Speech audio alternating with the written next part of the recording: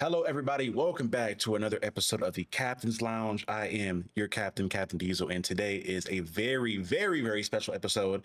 I have with me today a somebody that I've really been fond of through reading a lot of his works the last couple months, and someone I've been really interested in having conversations with, Mr. Is it Is it Wagner or Oh yeah. Wagner? Yep. In my mind, again, I'm X-Men fan, so I see the name and I always have Wagner in my head, so I wasn't sure if there was the thing there, but. Mr. Wagner, how you doing? I'm doing great, man. How are you doing today, Captain Diesel? I'm doing good, man. I'm doing good. Like I told you before we started up, I'm especially great that everything seems to be working now. Usually, if I start a stream up live, I always get antsy because I feel like something's going to go wrong and I have to like readjust. But uh, so far, so good. Yep. My man, for people who are not aware of who Mr. Wagner is a prolific and honestly amazing writer of the form in the medium of comic books. He has a book that I did a video on not too long ago on the channel. I was a fashion school serial killer that is now concluded, I believe, which kind of sad, tears to my eye. But that's concluded, and he's also worked on other books with Image Comics in regards to, funny enough, in the shared universe being plastic, vinyl, plush, and some other works. I believe he worked on World of Warcraft for a book as well. And then, funny enough, I saw that you did some stuff with the Arkham book for DC, right? Oh yeah, with Arkham Origins. Yeah. Yeah, that was sick. I gotta ask you about that at some point. But what I want to start with is first and foremost asking you about the beginning stuff, like how you kind of found your passion for writing and kind of honed your craft and what the art of writing means to you, or even if comic books was something that was big in your life before you got into doing it. Oh, man, I mean that's a pretty good journey for me. Like, I don't think I realized like I wanted to be a writer until I was probably about 17. And it was one of those weird situations. I actually went to high school with Cully Hamner, who's drawn Batman and Superman and everything else you can imagine. And we were just sitting in class one day, and I saw he was doodling. He was doodling a Batman sketch. I was like, "Oh man, are you into comics?" And he's like, "Yeah, I'm into comics." So we started talking about comics, and we started creating our own stuff. And that kind of like it took me a little bit to figure out what I was doing, as far as like, hey, I think I actually enjoy this. About Mhm. 6 months into that, like I decided I wanted to be a comic book writer. Like that at 17, it just became like, hey, this is what I want to do with the rest of my life. And parents weren't too happy about that, like But you went like full into the deep end all the way at 17 of like you want to do it full time. oh yeah, that's all I ever wanted to do. But then it was like a good, 10, 15 solid years of rejection. You've heard all the stories, right? Jim Lee and Todd Right. McFarlane have like hundreds of rejection letters. And I'm no different. Like I have at least 200 rejection letters, like that sending in, samples and scripts and pitches and all those kind of things. And just getting that ominous letter in the mail going, hey, no thanks. Right. And it was one of those things to where like it's all I ever wanted to do. And so like, even though I had 20 jobs on the way to getting to becoming a writer, I Mhm. practiced almost every night after I got off work. And it was just one of those things where you just kept your nose down, and you just worked hard and kept sending in stuff and kept sending in stuff until somebody finally said yes. And So along did you have like a technique you use to kind of improve your writing as a whole? Were you kind of like reading a lot of stuff and kind of emulating what you saw, or were you kind of just writing anything that came to mind?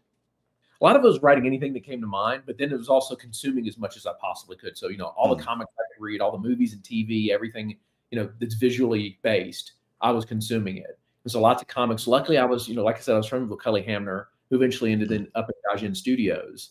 And so I got to meet a lot of those guys through Cully. So Jason Pearson and Brian Stelfreeze and Georges Genty and Adam Hughes and Tony Harris and Dave John, like this long list of Mhm. amazing artists. And so, from my standpoint as a writer, I got to sit down with these guys and go, "Hey, tell me what's in a script that you do and don't like." Great. So they could like help feed me, as far as like how should I write a script.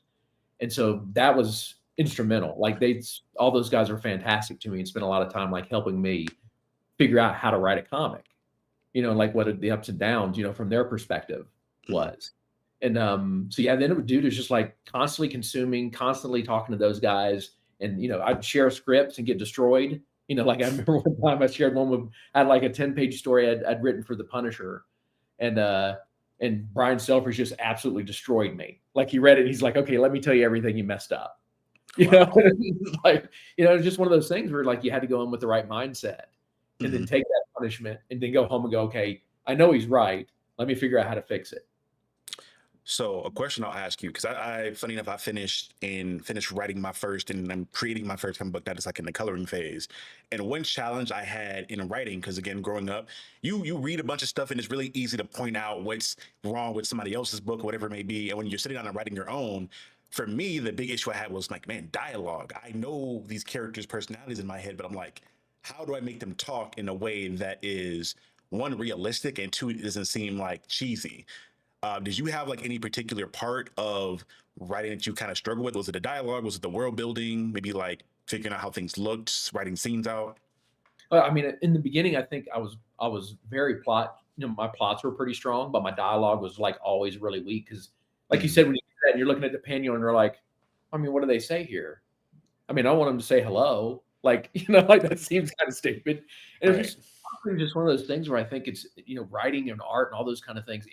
Honestly, anything you have to practice at it and just continue to like sit down and go, okay, be willing to admit your weak points and then just keep pounding on it until it starts clicking on what your voice. And I think the trick for me was finally figuring out what would I want to read more Mhm. so than what do I think the editor or somebody else wants to read. It's like, wait a minute, is this good enough for me? Like, would I want to read this page? And kind of diving into that. Right. Obviously, I think you, as most creatives, you feel like you miss most of the time, but you do your best and you move on. Like you just got to keep practicing. Right. So another question I had in regards, I guess, to the timeline of the journey. So you started 17, really got into it, and then you kept going and going and going and applying. At what point in the timeline did you link up with doing work with Image Comics? And what did that I guess process look like in regards to maybe applying, or did they reach out to you, or how did that go about?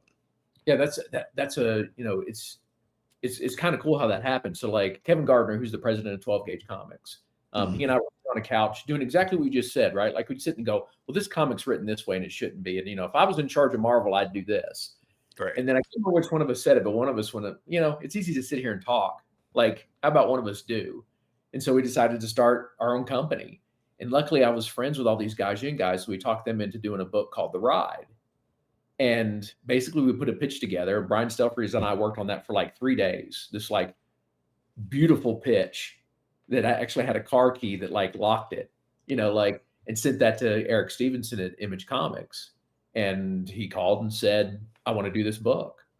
And that's how it all started. And since then, like I keep pitching stuff and Mhm. Eric doesn't take everything, but he takes a lot of the stuff I pitched to him and we just built that trust. Yeah, it was just a cold pitch, dude. Just looked Right. up the back then you couldn't do it on the internet. You actually had to send it. This was 2004. You Also, actually you had was to, mailing it in. yeah. So we just blind drop it in the mailbox and see what happens.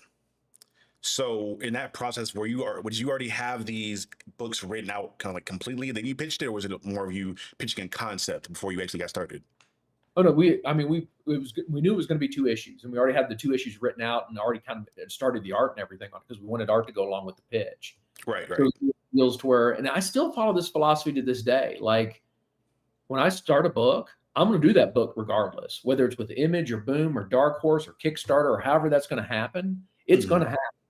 So I think when you walk in with that mindset, like you're like, okay, well, who's first on the list? Well, it's Image. Okay, let's send Right. them and see what happens. And if they say no, then you just go on to the next person on the list. So there Mhm. was never any debate in any of our minds that we were going to do this book. We just didn't know where it was going to happen. Right. What does that process look like? Obviously, there's a lot of moving pieces when you're doing things independently or through like Kickstarter or whatever it may be. But I figure working with somebody like a Image, Dark Horse, or DC, they have obviously we'll say like a brand standard maybe, or different requirements that they have. How difficult or how many hoops is there to jump through when working with a major publisher that's kind of known like that? Each publisher is completely different, which is crazy when you're in the industry. Like with Image, like if they approve a book, Eric Stevenson is going to trust you to do your book. He just basically says, "Send me the book when you're ready to print it." Like there's no Oh like wow. editorial. Oh yeah, there's no editorial. He trusts you to completely deliver on what you say you're going to deliver. At least that's been always been my experience with him. Dark Horse and DC, it just depends on the editor. Some editors are a little bit more controlling than others. And something like Batman Arkham Origins, like we were talking about a video game, then you have to deal with the video game people too. So you got DC editors and the video game people who are both like, hey, listen, here's our notes, here's the things you have to change. And when you're doing an image book, you got to do the first round's got to be your best, because you're the only person that's ever going to edit it. When you're DC or Dark Horse, you might get 6, 7, 8 times where you have to rewrite some of the script to appease whatever licensee or licensor of that book you have to deal with. That's interesting. I was always curious about that whole process. You've heard stories of like other writers in like throughout history working with different companies talking about the difficulties and some of the pros and cons, but that's dope to hear. In regards to image, I guess now we've kind of moved into the timeline of more current stuff. I wanted to get into this universe that you built out. First and foremost, at least to my knowledge, as far as I was reading everything, it seemed like all this started with vinyl, right? Was this the first book or the first series that kind of kickstarted this serial killer universe, or was I wrong on that? The first one was Plastic.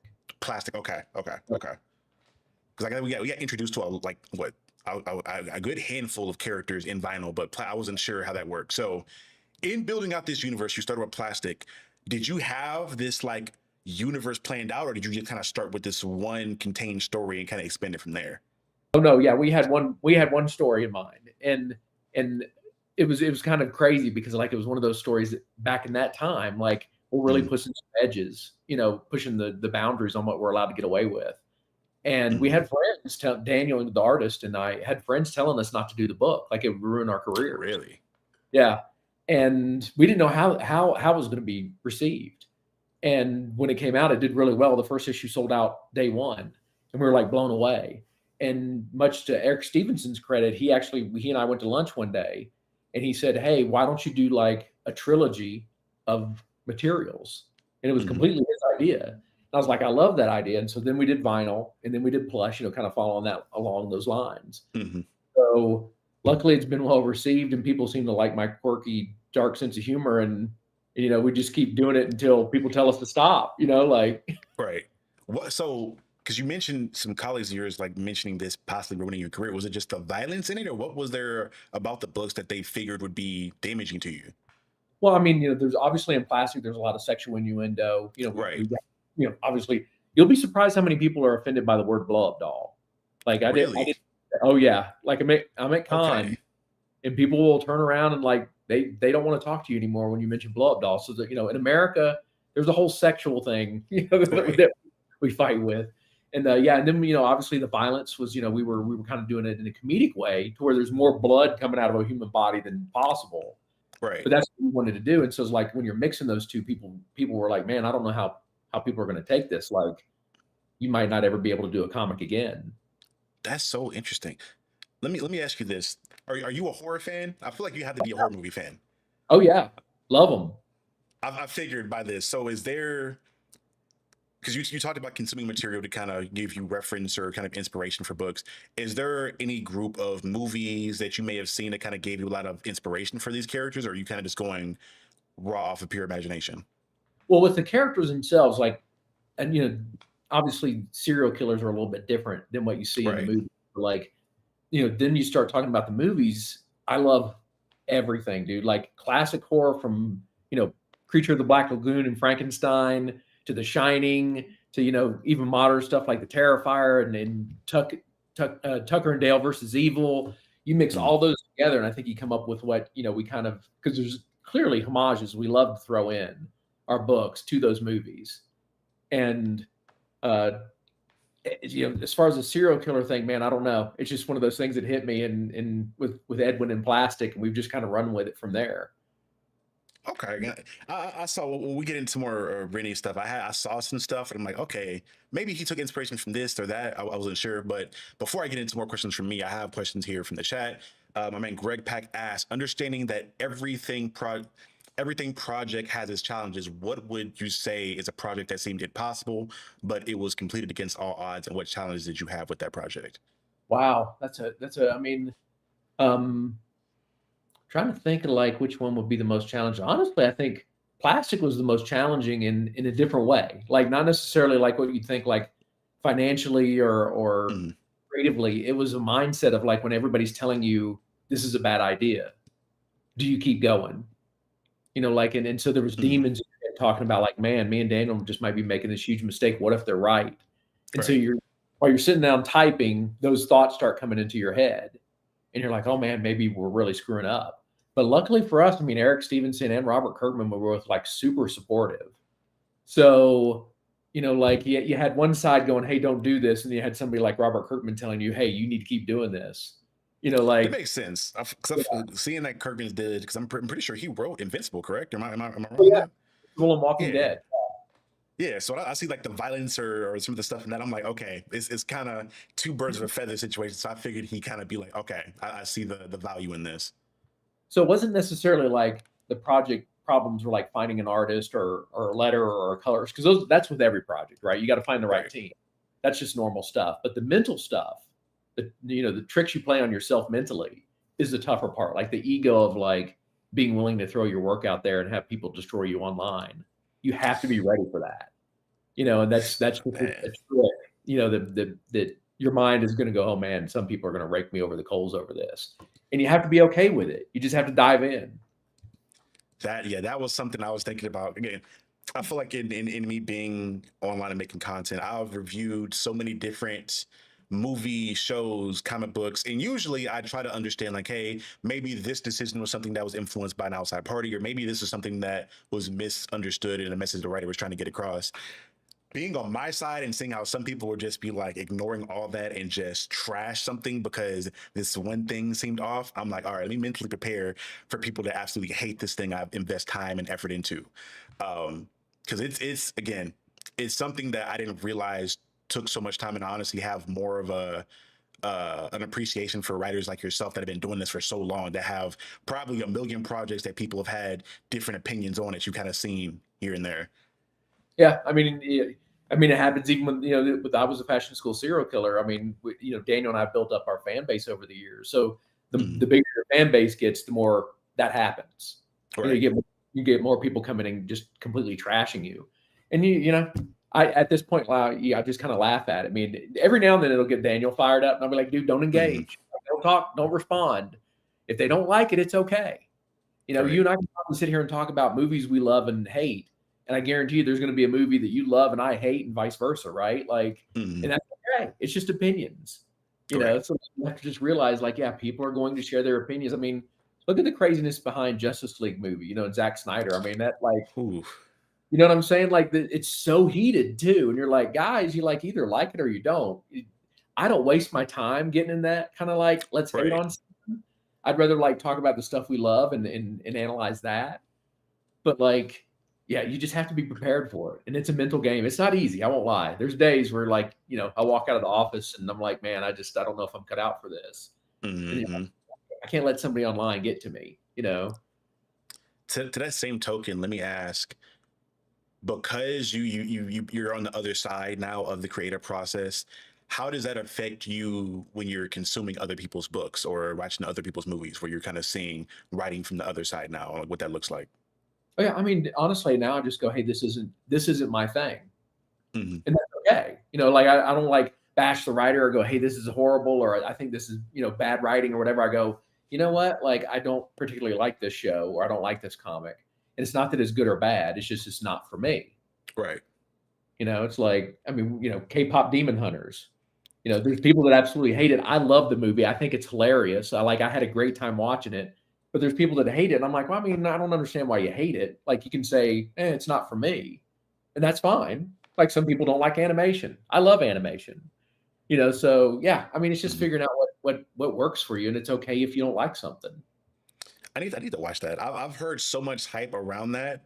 And K-pop has been something that's been kind of growing on me because I have friends that love it and they've been like introduced me to certain stuff, and the stuff I get introduced to, I like it. But that one, I've heard so many good things about K-pop Demon Hunters. I need to sit down and watch that at some point soon. Oh yeah, dude. I'm not going to say like it's the next like greatest movie of all time, but it is a Right. fun movie as long as you don't try to take it too seriously.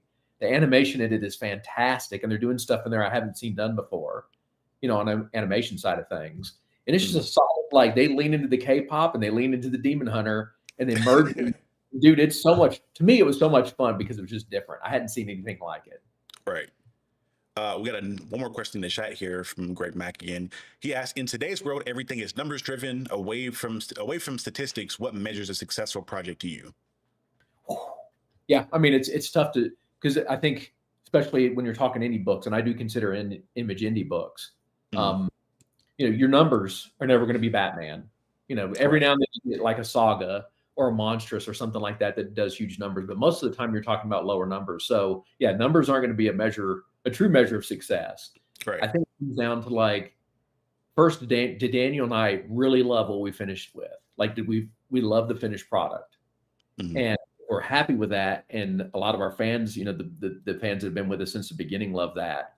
Then you kind of see, okay, that's a success. It might not have had the sales numbers of Walking Dead, but we had enough to like at least pay for the book. And then as far Mhm. as like being satisfying to us, like, were we happy with what we ended up with? That's the Right. big one. Speaking to that, because I know earlier you mentioned like difficulty potentially finding an artist, and I've noticed for a bunch of your books now, you and Daniel have been real tight and worked together on a lot of stuff. How did you go about finding Daniel to initially work on a lot of stuff you've done so far, and what is that dynamic like? Of I imagine it's dope to have an artist at a certain point you've worked together so much you kind of just understand each other's communication style and then know what you're looking for there and the similar vision. What is that like from your end? Well, first off, I mean, Daniel just blindly sent samples to Kevin Gardner. Mhm. Kevin Gardner sent those samples to Brian Stelfreeze to ask him if he thought he was any good. Brian and I at this point were in offices next to each other. Brian Mhm. printed it out, brought it up to me, and he goes, "I think you should work with this guy." So Mm. like one of those deals were like, so then I'd backtrack that. Well, tell Kevin I want to work with him. So like, and then Kevin and Brian basically hooked Daniel and I up, and we've been working together ever since. It's just one of those things where you start working with somebody and you get along really well and you understand each other. And right out of the gate, it was very clear that our egos weren't involved in storytelling. We were only Mhm. concerned about the story itself.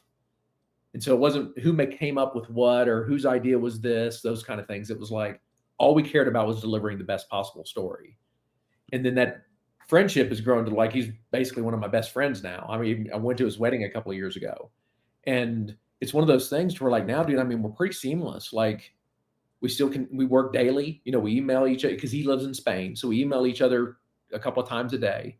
Mhm. And it's just one of those things of like, I'll send him the script and I'll be like, dude, tear it apart. Tell me what you like, what you don't like, what can I make better? He'll send me layouts and I'll do the same thing. It's never, we know where each other's hearts are at. It's just about the book. So neither one of us ever take it of like, dude, I don't know if this scene's working for me. And you're like, you know what? Then let's fix it. That's Or like, amazing. yeah. And it's just this like really nice shorthand, like we go straight for, like, oh man, dude, I don't know if that panel's working. What if we did it this angle? And he'll go, oh, yeah, yeah, yeah. And we play with it until we think we got something that we both love. And it's just, he's got the same sick, dark sense of humor that I have. We both love dark comedy horrors. And so, it's our minds are in the same place. And like when I throw stuff in, like, oh, here's a clear homage to Shining, he'll go, oh man, I Mhm. love it. I'm going to draw it just like that scene. I'm just going to copy it right from the movie. So like we have that same kind of sense of like, where the line is and what we're aiming for. And it's always a wonderful experience working with them. And that being said, I think it's time for me to indulge in a lot of the questions that I had that I was again, a lot of this stuff I'm asking is from a fan perspective. As somebody that read the stuff and enjoyed it. I wanted to give a quick shout out to my friend uh, uh, Kaori Knight, the comic book doctor. Me and her talk all the time. I thought I was a big comic book fan until I met her, and she just reads everything from Image to Mad Cave to like anything possible she has read. So, and me and her are also big horror fans. And one day she was like, "Hey, read this," and I was like, "All right, cool. I'll give it a look over." And it was the first issue of this. So when I Nice. sit down and I read it, I'm like, "Man, this is amazing." And at the time, I think I got up into issue 3 before I spoke with my guy, Blur Without Fear, Ernie, on YouTube, and he let me know like, hey, there's more stuff that they've written like predating this that introduces her. I was like, oh, there's more of this. And I think that day, I legit sat down and read through Vinyl Plush Plastic, and I think I started the ride. I don't think I finished the ride just yet. I'm reading that now. But I read all that in that one day, and I was like, okay, they're cooking here. So first and foremost, the question I want to ask about Rennie to start with is inspirations for the character, and what were your initial thoughts when writing her? Because she's such an interesting character. I think probably in my personal opinion, I think my favorite out of the group that was introduced in vinyl. But first and foremost, what were the inspirations for that? For her, I mean, when we were doing vinyl, because that's obviously where she first appears. Mm-hmm, I'm creating this team of serial killers that I wanted to put together. mm-hmm, You don't want it to be all like white dudes, right? So like, I right. was like, so I was like, well, there's not a lot of female serial killers, but I want to do a female serial killer.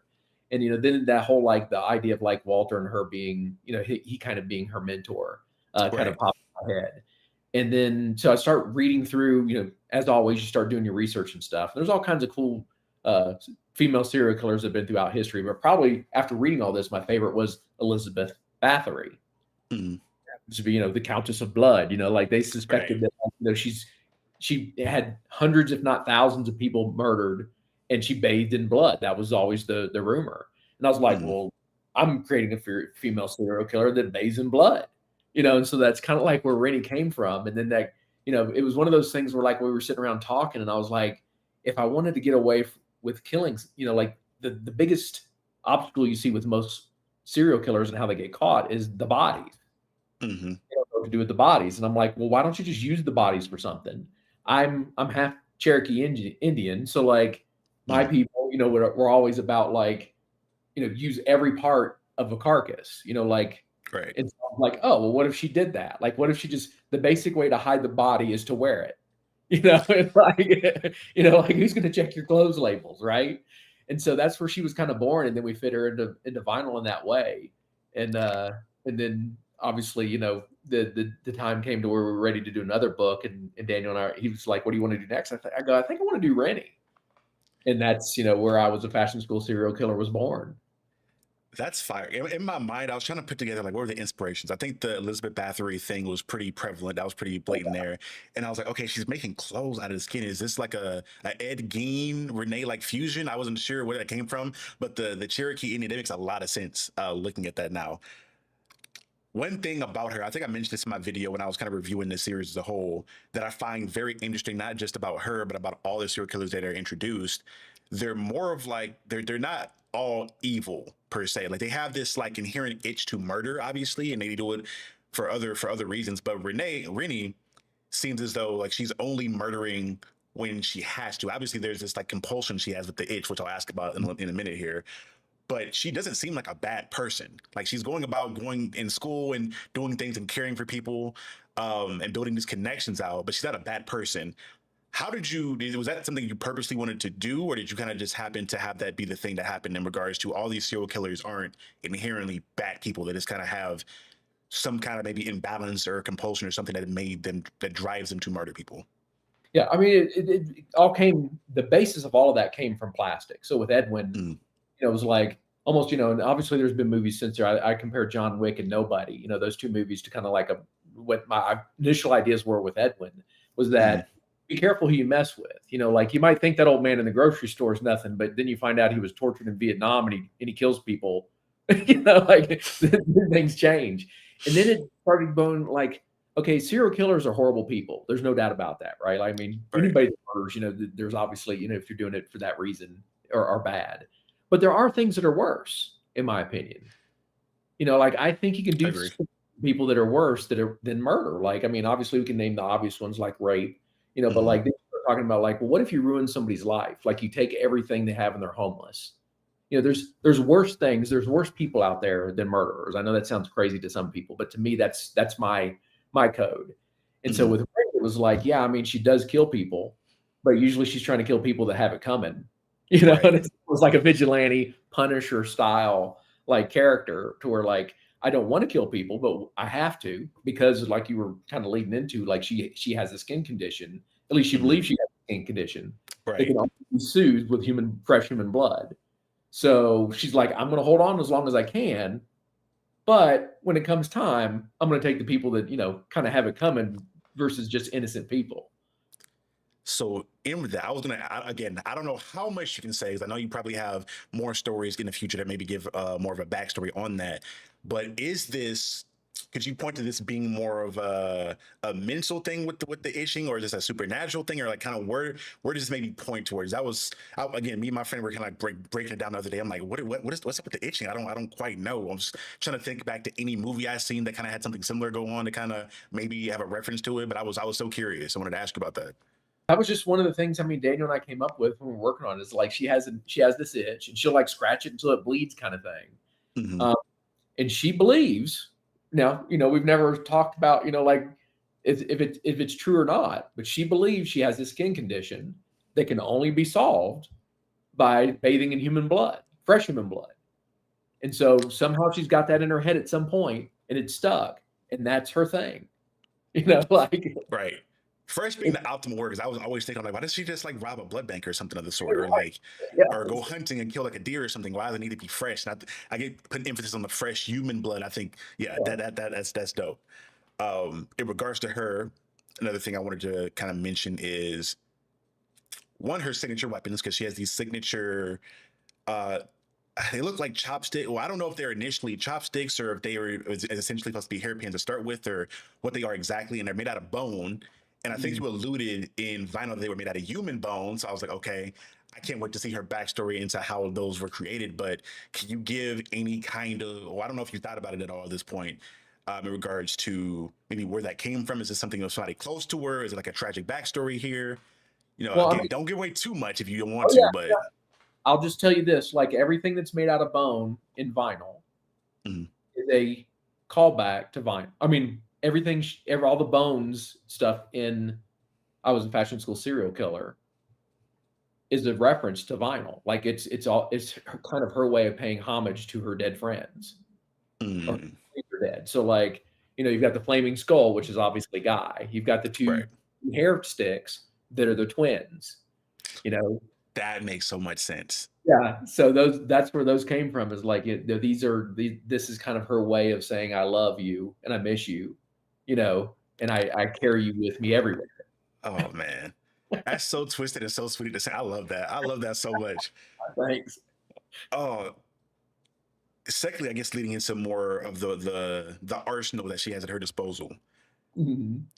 This like supernatural strength that she has, because there are moments in like in horror movies where it's like, okay, that seems like it's realistic within the realm of like someone her size or her age to be strong. But when you look at something maybe like the original Friday the 13th movie, right, where you see Pamela Voorhees doing some things where I'm like, this is a woman that's probably in like her early 50s, late 40s, doing some stuff that only a grown man, if a bodybuilder, would be able to do. What is up with this strength that really seems to have, or like this almost Batman like stealth that she like exudes in certain scenes? Because the Yeah. I final issue of this, I was like, bro, is she Batman? What is going on here? See, that's just Daniel and I loving those. All those old slasher movies, Jason and Michael Myers and even Freddy Krueger and all those kind of things. Like, we love the fact that they just show up. They're Mhm. all of a sudden they're magically standing behind you, or they can somehow rip a human body in half. That's the kind of stuff we love because it's ridiculous, but we love it. And we just wanted Rennie to have, like our serial killers have that kind of like uh Mhm. unrestrained, you know, core to them, that like at their mental core, where they can channel 100% of human potential, like Because and when I for saw her cut somebody's head in half with an umbrella, I was like, how in the, it looks amazing, but I'm like, in my mind, how is this happening right now? yeah, dude, that's just us having fun with there's no superpowers or any of that kind of stuff. That's us loving horror movies and seeing Right. that stuff all the time and just leaning into it. She's eating her Wheaties, eating her vegetables. Exactly. Yep. Another question I had in regards to this not just this book, but most of the books. It's something that I can understand, but also tragically hurts me. Is it seems like you have like a formula to the exact amount you do. I think this was a 5 issue series. Vinyl, I think, was 5 or 6 as well. Plastic, I think, was another 5 or 6. Is there a methodology around writing these books, to or at least these mini series, or I don't know if you would consider mini series or actual series to be this short of a run? Because obviously you see stuff like with Batman or Spider-Man or even the absolute stuff now, they'll stretch it up to like hundreds of issues sometimes, or maybe just like 20. What is your thought process for making these like really tight and concise stories? That really goes back to GMAC's initial question. It comes down to finances. And Mm, so, like, what you find, like, in the indie world is, like, usually by issue 5 or 6, your book starts just basically breaking even. You're not making any money. right. So, it's really difficult in the current market to get past 5 issues and have your book still making a profit, especially Mm, in the indie world. And you even see that in Marvel and DC. I mean, think about the Marvel and DC books that get canceled yearly. It's like, you make it to 6 or 7 and all of a sudden, "Oh, wait a minute, they're canceling the book." And it's like, well, it's just really difficult in our current market to get past 5. And so knowing that's the sweet spot, we just go ahead and plan ahead for it. We're just like, "Hey, we're just gonna do 5." And, hey, hitting that, I mean, how many ongoing indie books, that make it past 5 can you name that are making money, right? Like, I right. mean, Dead and Invincible are gone. Like I Spawn may still be going if you. I don't know if you would consider that indie at this point. Would that be but yeah, such a prolific yeah, character? Yeah. Saga could be counted if it came out regularly, right? Mm, And then you got Monstrous that was hot for a while, but they don't typically come out on a regular basis anymore. And so it's just really tough to have an ongoing indie book that continues to keep the sales numbers where it needs to be for you to make money. And I don't know if that's like people are buying more trades, of mm. that kind of stuff or what, but yeah, that's just the way the market is at the moment. That kind of leads me to another question I had, because this is a conversation that I had with my guy Ernie Blair Without Fear a while back on the stream we did, where he was talking about how he was surprised that the comic industry as a whole was even still surviving, with it seeming like from his perspective that most of the hardcore comic book fans are older, they're millennials or beyond, and that there's a younger audience who are involved in comic book culture by watching some of the movies when it comes like the MCU stuff, DCU stuff, or maybe engaging in some animated stuff for like Invincible, but they're not out in buying these comic books. Do you have maybe like a thought process or a hypothesis as to kind of why we're at this current state where the younger people aren't as enthralled, or what would you attribute a lot of that to? I think obviously I think there's a lot of variables in there, but I think Mm, probably one of the bigger ones is, and you'll remember this, like what was it, 20, 30 years ago, we decided to not have comics in grocery stores and 7-Elevens and bookstores. yeah. Because I don't know about everybody else, but the only reason I read comic books as a kid, the only way I found them was at a 7-Eleven on a spinner rack. And I started with the little stuff. At 4 or 5 years old, I was reading Casper and Wendy the Witch and Flintstones and stuff like that. And that's what got me Mm. into comics. And I don't know how a kid nowadays would bump into it by accident like I did and then become so enthralled with it that they would continue buying it for the rest of their life. That makes a lot of sense, honestly, because I'm thinking back for me. I only knew about maybe like one local comic shop in my area growing up, and to your point, I would find a lot of them in my hometown. So I mentioned I'm from Middle Georgia, near a military base, and they would have this program where you could bring your report card in, and if you had a good report card, it would give you this coupon book, and in the coupon book, you could get a free magazine. At that point, they were counting comic books as magazines, so every report card I would go through and get a couple comics, which would stress me out a little bit because it'd be like months in between, so they maybe wouldn't have the next issue. So I try to have to piece together what was going on. But that makes a lot of sense.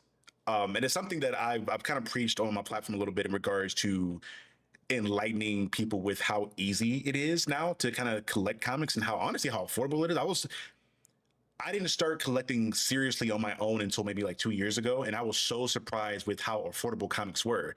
In my mind, comics were, it's pretty expensive to keep up with them. But now, the way I have it set up, I go to my local comic shop, I say, hey, they're now it's kind of a little bit of a problem because I buy too many. I have too many in my pull list now. But I'll be like, hey, I have these four on my pull list.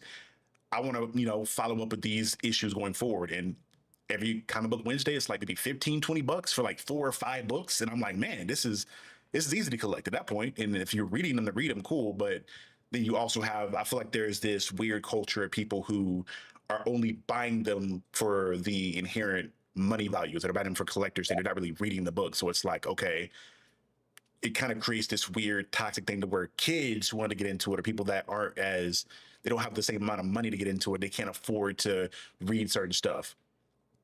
But in my Yeah. mind, you'd assume that things being so digital, that digital comics would be a way around that. Is there like a reason you could think of to why having comics go digital isn't like the 100% like problem fix or solution to those issues? I mean, yeah, for me, and this is just Hmm. because I think I'm old school. I Hmm. can't get the digital feeling like touching the comic and holding the comic is what I love, and it Right. just doesn't read the same online to me. I'm not saying that's right or wrong. I mean, obviously, Webtoons has millions of Right. people reading their books, but I just don't know, like how if if it has that same kind of connection that I got as a kid, and I think too, Hmm. like I mean if you were going to, let's say you had a nephew 15 years old and they're like, hey, I want to start reading comics, and you're like, what do you love? And you're like, I love Batman. Where do they start? There's currently Mm. what, 16 ongoing Batman books. Something And like that. yeah, where do you tell them to start? I think when in the day, back in the day, getting old, show my age kind of thing. There was one X-Men book, there was one Batman book. Well, they have Batman and Detective. And I Hmm. think like they've broadened that out so far now that like for somebody new to come into the industry and start from scratch trying to read, you have no idea where to start. And if you pick up Excalibur at the moment, could you read that and understand it right out of the gate? Hmm. Like that's tough.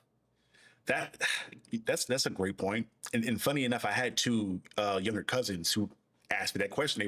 They're really heavy into Black Panther. They love Black Panther, and I was like, okay, cool. I went and bought them, I think, each the trade paperback for the Ultimate Black Panther that was going on right now. I'm like, okay, it's fresh, it's new, it's not super long. That I think I recommended people to read the your stuff, obviously, well, people that are age appropriate, because I can't. They're like No. 6, and I'm like, I don't want to get in trouble with your dad by like, handing you this book. But like the absolute run of things has been great, or even the storm run that's been going on with Mawewa. He's been doing a great job with that. But to your point, I think that is like the biggest issue with comics now is at least with the mainstream stuff with Marvel and DC, is that difficulty of knowing where to start. And I think a lot of people only really know about those two for the most part. I think a lot of indie stuff people aren't aware of until you get something like an Invincible where it's adapted into a series. But even then, it's difficult to do with a lot of other books because you don't have a series come around that has an all-star studded voice cast with like J.K. Simmons that you can use to promote the book. I don't know. I feel like there's like creators obviously is probably like the only big solution that I've seen in regards to, again, like my guy Ernie, who's been around for a while, comic historian, RIP to Benny, and my guy Robert Comics Explained. They've been around for like a decade plus, and they've put people on to so many different runs and kind of given them places to start. I wish there could be like some way to translate what they do into comics that doesn't seem like this weird roadmap. Because that was a lot of issues I had with the Blood Hunt thing that we're doing with Marvel. I love the story. Again, I'm a horror fan. I love Blade, but there were so many tie-ins that started in so many different places. I'm like, what? How do I keep track of this stuff? And they would have roadmaps in there, but then the roadmap would be like a map reading to try to Mhm. figure out where to go. I don't know. I'm still trying to like think of ways I can help kind of promote that because again, I'm me being a comic fan and especially reading more indie stuff. I want to find a way to promote more stuff to younger audiences where they could affordably and comfortably read this stuff or find this stuff. Or hell, I think a lot of people don't even know where their local comic shop even is to go get this stuff.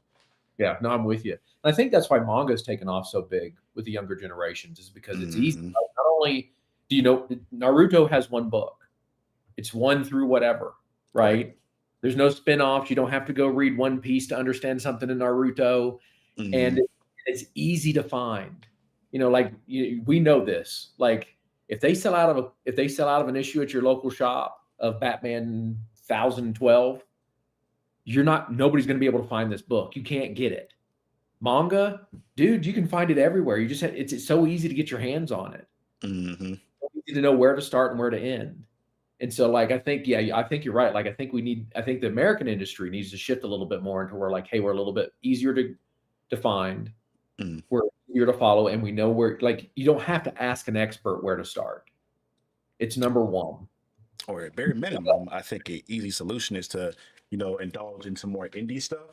Yep, I And agree. that is something that I've really enjoyed is kind of expanding my horizons to read more indie stuff. And again, I'm a horror fan, so I've been reading your stuff. I've read the slashes, the I think it's the Serial Killer's Apprentice is what it's called with Mad Cape, I believe, and I've been Oh yeah. enjoying that as well. There's just I didn't realize there are so many indie books that were out.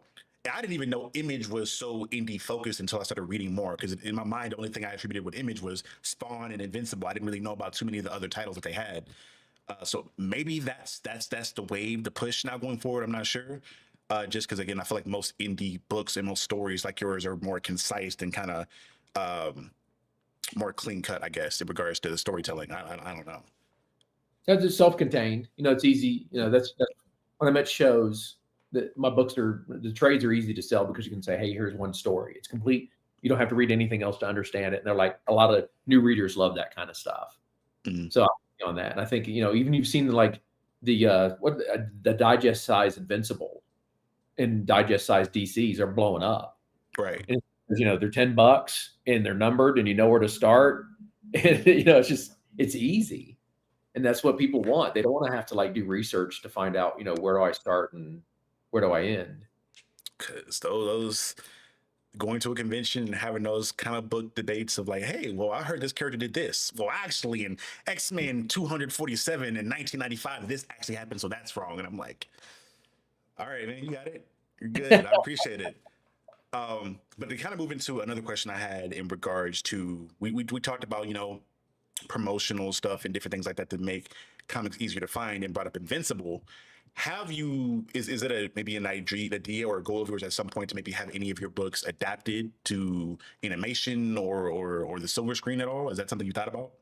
Oh yeah, I mean, I'd love that. I mean, that's not, I write comics. That's what I love. Right. Like when I'm writing a comic, I don't necessarily think, that could be to my own detriment, but I don't really think about the movie or the animation. I think about Mhm. the comic. And Right. hey, listen, it's good enough for somebody to maybe turn it into a movie or an animation. I would absolutely love that. That would be fantastic to see on screen. But I don't start out thinking that. hmm I need this adapted. I'm not gonna lie. It's the way horror has been dominating in box offices lately. I'm Oh like, I yeah. would love to see stories like this adapted. But yeah, I'm not gonna hold you too much longer. But let me ask this in regards to anything else you may have coming out. Do you want to plug any other? Well, I'm getting all over the place. Let me first ask this: what are you reading right now? It's something I'm trying to make sure I ask more people when they come on here. What is your pull list look like in regards to comics or maybe even regular books? Right now.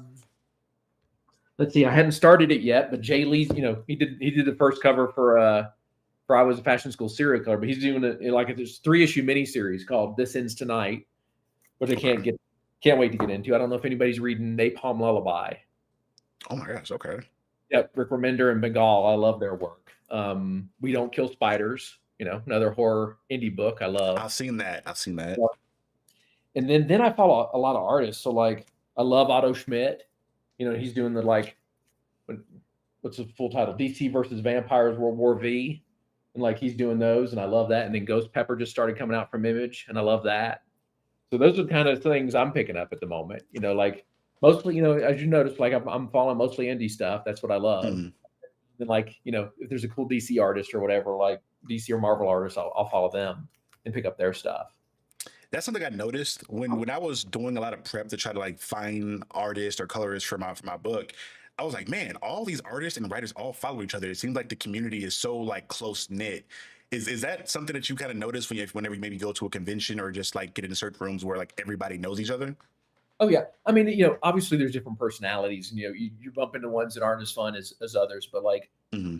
the overall theme that I see in most cons when you're hanging out with fellow pros is like we all admire each other for trying. Like it's like we know how hard this is, and we know all the ups and downs. And in like comic books and making money and making any kind of living doing comic books is really really hard. And for those of us that like have been doing it for a while, like we always admire each other. And dude, we sit down and talk. Like it's so much fun. Like Jeremy Hahn, I sit down with at every con I see, and we always have like a 3 or 4 hour conversation, just talking to like you and I were talking about, but it's on the side of like, how many variants did you do for that? How did they sell? Like Hmm. what are you seeing? And just trying to figure out what trends are happening, and that's always so much fun because you're just sitting down talking business, about how to make more money at comics together, and we all share so freely. I mean, dude, there's never like I'm gonna lie about my numbers. It's like we just sit down and we're like, hey, the first issue sold 23,000 copies, and for some people that's fantastic, and for some other people they're like that's a failure. So Right. like it's like you just sit down and you kind of go through this stuff, and everybody's just like, I think everybody's kind of rooting for each other, like because we know if one of us wins, we can pull each other up. It's like Right. that thing. It's like hey, if somebody could get another hit like another Walking Dead or another Invincible, that just brings more fans to the stores, and that just means we have a better chance of selling our books. That's honestly amazing. And I was noticing that. I'm like, man, everybody knows each other. It seems like it's a really tight knit community. Um, Especially me going at cons and going down artist alleys and trying to meet a lot of the creators that do stuff I enjoy. First and foremost, let me ask you this: what does your con list look like? Because I need to see you in person to get some of these signed in person. I gotta get these signed. I'm What is just, your do you have a con schedule set up? oh, just a little bit. So this year I've got left. What I've got left, I got Rose City Comic Con, which is in Portland, Oregon, Okay. and I've got Fan X, which is here in Salt Lake City, and then I'm going to Richmond, which I'm really excited about. This it's one of the Galaxy Cons. It's their Nightmare Weekends. It's a horror show, so it'll be the first time I get to set up at a horror show in Richmond. And dude, I'm so stoked about that. Like I've never been to like a straight up horror show, and so I'm excited. I'm gonna need to go to that one. I need to pull up for that one. I may have Yeah, to. When is this? What time of that year was is this? mid October, like October, somewhere around October 17th. Mhm. Perfect because I'm a huge Halloween nut too. So Yeah. do my first horror con during October is like a dream come true. And but that's it for this year. But next year I'm still working on that schedule because obviously got to play. They don't really tell you what tables and stuff you have until Right. probably about 4 or 5 months out. So I'm trying to I'm trying to scatter around as much as I can and try some new cons I haven't tried before. I did Dragon Con forever, but that one's so hard to get in and get hotel rooms with now. It's ridiculous. It's like, I literally live maybe like 5 minutes from where the con is held, and even I feel like it's hell to get there because it feels like the entire half the city feels like a shut down to try to get everything there. I'm going. Funny enough, I'm going tomorrow. Well, no, I'm going Friday to try to get Scott Snyder to sign some of my absolute stuff because nice. I've been really enjoying that. But yeah, man, I'm the Richmond one. I'm to get to that one because I need to. I want to meet you in person and get some of these signed because I've thoroughly enjoyed these books and I've recommended them to everybody I meet. Because first and foremost, serial killer universe off rip sounds amazing, and then to the way you write these characters and the layers that they have to them. I think I may have teared up a little bit at the end of Vinyl. I'm not gonna lie. I didn't expect for the Good. group to be so interconnected and care for each other as much because obviously you see that like a lot of the jokes the twins make where they're like, oh, Rennie's gonna kill us, da da da. And I'm like, okay, it seems like they know of each other. I don't know if they're more like colleagues or if they're actually friends. And her seeing them actually pass away or seeing everybody kind of die off slowly, I was like, man, this is man, am I crying right now? Let me get a tissue or something. It was amazing. Oh, So thanks, man. I wanted to give you your flowers as far as that goes. Yeah, dude, that's the ultimate compliment. I mean, you write stuff like that, hoping maybe somebody will catch on the little like one of my. I mean, I won't lie, I was tearing up when I was writing the scene. When the second twin takes him Mm-hmm. out, and you're like, and he looks at Randy and he goes, "You promised," and it's like, oh man, like paying attention, what that means, and like to them that's the ultimate honor, but to us that'd be like, what are you talking about? That's insane, Right. you know. And yeah, I just love that kind of stuff. It kind of gives me this similar feeling to like samurai and like when they're committing seppuku or whatever. Like that whole thing of like giving a warrior's death. It almost feels like Yeah, but a serial killer's dead. right.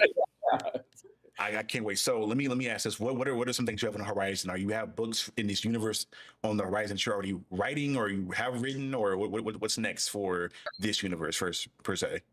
I already told you, like Daniel and I are gonna keep doing this until people make a stop. So like, we've already started on the next one. Honestly, like we usually don't solicit a book until we're done. Mhm. So it was great about I was a fashion school serial killer is like we'd already finished everything by the time it got solicited for number one. So we were already working on the next book. So obviously I can't give too much away because then I get in trouble. Right. But like, yeah, Daniel and I are deep into the next one. Doug Dabbs, who did Click Click Boom with me, he and I are Mhm. also working on a book. Fran Delgado and I are working on a book. I got something coming out from Dark Horse, and I'm not allowed to talk about yet. So it's just like Okay. little bits and pieces of stuff that are coming that I'm just, dude, like we talked about earlier. I mean, nothing's changed from when I was 18 to now. I get up, I think about comics, and I sit down and I keep my head down. Like I don't get caught up in like thinking about 5 years from now. I get caught up in like I need to get writing done today. Like that's Right. all I focus on. Like get more books out, more content, keep going, have fun. Like that's the key. Yeah, I'm trying to get like you with this first book I have. It is surreal. It's more like a childhood bucket list thing, or I'm like, okay, I've always wanted to make a comic book. I spent first and foremost, I didn't realize how much money it costs to make a book. Yeah. Because in my mind, I'm like, okay, I want to make sure I get, a good quality artist that I really vibe with, that I love the art style for. And I think I got young lady Julia Galazzo. I'm probably butchering her last name. From she's Italian and she does amazing work. And me and her sat in and she did a lot of stuff for my book. And I'm like, paid her 4,500. But I'm like, the stuff I got back, I felt like a child again. Like because she works efficient. She was like giving me a page a day, Monday through Friday. So every page I was like, oh my gosh, oh my gosh, oh my gosh. And now that I'm getting coloring done, it's happening again where I'm like, every page I get back, I'm like, this is gonna be amazing. I can't wait. And I think I have Joy Lindsay, who's doing the cover art for the Absolute Green Lantern stuff now. I reached out to him, and like I just threw a dart in the dark to try to see if I could get him to do one of the covers, my A cover. And he was like, "Yeah, I'm down, dog." And I'm excited. And to your point, it's this childlike whimsy I have now, not just with my own book, but now that I'm reading comics, knowing that I've made my own, I'm like, okay, now I feel like I'm in the club now. Regardless Yeah. of how this book performs, I'm like, okay, I have an appreciation for writers and comics even more now that I've kind of took that time to really sit down and write and go through that whole process of creating this book. Um, but yeah, I guess we'll close out here by me just, plug anything you have on the horizon, anything out now that you want people to go check out, where people can find you at, et cetera, et cetera. Yeah, I mean, obviously, the only thing I can really talk about is I was a fashion school serial killer, which just what finished up 2 weeks ago. So, Mhm. that will be, if anybody's a trade person, that should be in trade in December. So that's always exciting. And then, we talked about Rose City Comic Con, Nightmare Weekend in Richmond, Virginia, and then Fan X here in Salt Lake. And then obviously, I'm on most of the social medias. So Facebook, Instagram are probably the two that I use the most. Mhm. Obviously you and I connected through Instagram. Right, So like right. I always respond to, well, I shouldn't say always, some of those things I get, some of the messages I can tell aren't for me. Yeah. Most of the time, if it's somebody cool, I always respond to messages and that kind of stuff. So, and then my website's shocknoggin.com. That's, you can sign up for my newsletter there. Daniel and I are doing some fun stuff with our newsletter. So yeah, that's pretty much the gist of it. Yeah. And for anybody that's looking or curious, I'll have a lot of his social media and everything I can find from you linked in the description for this video below for anybody looking for it. And again, as far as other books, I know you mentioned I was a fashion school serial killer, but as far as things I would recommend, again, a lot of these I talked about in the video I did, but Vinyl, it was an amazing book for me. I recommend it to anybody that's curious. I started The Ride now, and I'm very intrigued. I'm like halfway done with the first issue, and I'm really intrigued to see where this story goes, especially like seeing how you write stuff. And obviously, me being a big Arkham Universe fan, I got to go back and read the Origins book from you that you did. I got to go read that. So again, everybody looking for stuff from Mr. Wagner here, I recommend those things to check out. And yeah, that's everything that I have in regards to questions for you or anything that you wanted to wrap up on. For again, anybody that is here that isn't aware of who I am, maybe finding this video for the first time, I am Captain Diesel. This is the Captain's Lounge on the Captain Diesel's Dojo channel. Again, for the Captain's Lounge in general is a platform I like to bring on different creatives or different people just to kind of chop it up and have dope conversation about whatever it is they're working on, just to kind of, podcast format and things of that nature.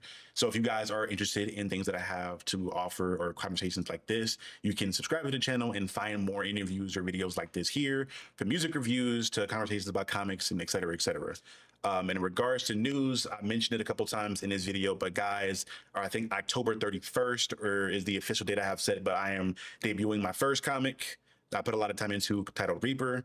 I'll put some info about it out on my social media now, but you guys will get more information as I kind of finish up a lot of the coloring process and get some of the promotional stuff together for it. But Mr. Wagner, thank you so much, so much, so much for your time. This has been long in the making now. I think I hit you up, what, like a month or two ago, I think? Or maybe a little bit before, I can't remember. But you taking time out of your day to come have this conversation is something that I am very appreciative of. Thank you so much. That was my pleasure, man. Thank you so much for inviting me.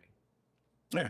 And again, for everybody watching, remember, forever and always. You're now watching the captain. And I'll see you guys next time. Peace.